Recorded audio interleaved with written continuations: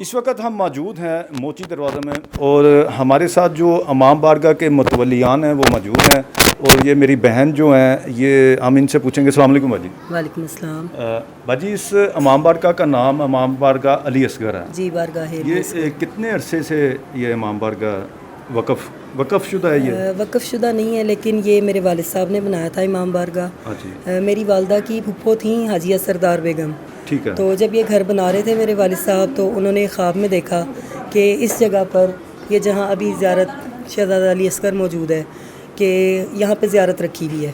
پھر انہوں نے میرے والد صاحب کو اپنا خواب سنایا کہ یہاں پر مولا نے خود آ کے بتایا ان کو کہ یہاں پر میرے بیٹے کا جھولا رکھیں آپ. پھر میرے والد صاحب نے یہ زیارت بنوائی اور یہ اس وقت سے زیارت یہاں پہ موجود ہے اور الحمدللہ ہمارے گھر میں تمام زیارات آتی ہیں. شہزادہ علی اصغر کے جھولے 6 محرم الحرام کو اور ابھی ذوالجناح جس طرح کے آ رہے ہیں اور ابھی ہو کے بھی گئے ہیں یہاں سے. تو یہ سلسلہ عزاداری اس طرح جاری ہے. میری بہن یہ بتائیے گا کہ یہاں پہ آپ کی مخصوص کیا، جیسے میں پیچھے کچھ امام بارگاہوں میں جا رہا ہوں، کسی کا بدھ کا دن محسوس ہے، کسی کا کوئی زیارت محسوس ہے، کسی کی کوئی منت کی جگہ پر. جی یہاں پہ بارگاہ علی اصغر میں 10 محرم الحرام کو لوگ بہت زیادہ منتیں وغیرہ مانتے ہیں اولاد کے لیے اور مولا نے ان کو بیٹے عطا بھی کیے. پھر وہ خواتین جو ہوتی ہیں وہ اپنی منتیں یہاں پر ادا کرتی ہیں. وہ کرتے ہوتے ہیں بچوں کے اور اس کے علاوہ کھلونے وغیرہ. میری بہن آپ یہ بتائیے کہ مقصد کربلا جی منتیں مانگنا تو نہیں تھا، جی وہ تو کچھ اور تھا، مولا حسین کا پیغام کچھ اور تھا. اس کے سلسلے میں آپ کیا کرتی ہیں یہاں پہ؟ اس کے سلسلے میں نے تو اپنی حد تک جو میں کر سکتی ہوں کہ میں نے تحریر ایک لکھی اور اس میں عزاداری کا مقصد اور مقصد کربلا بیان کیا گیا. جس طرح کہ عزاداری کا مقصد یہ صرف رونا اور ماتم کرنا جیسا کہ نہیں ہے، کیونکہ اس کا مولا حسین کو فائدہ کوئی نہیں. عزاداری کا اصل مقصد جو ہے وہ تجمیع انصار ہے. اس زمانے کے امام کی نصرت کا جو درس ہم نے لیا ہے وہ کربلا سے لیا ہے کہ اگر وقت کے امام پر مشکل وقت آ جائے تو اپنا گھر بار اولاد مال جان ہر چیز اس کے اوپر قربان کریں. اجر رسالت جو ہمیں ادا کرنے کے لیے کہا گیا ہے جسے ہم حق مودت کہتے ہیں وہ ہم اسی طریقے سے ادا کر سکتے ہیں. اور مولا حسین علیہ السلام کا جو مقصد ہے وہ ہرگز حکومت یا اس طرح کی کوئی چیز نہیں تھی، کیونکہ وہ تو ظاہر ہے کہ کائنات کے سلطان ہیں. انہوں نے صرف علی ولی اللہ کے قیام کے لیے، ولایت امیر المومنین علیہ السلام کے قیام کے لیے سب چیزیں قربان کی ہیں.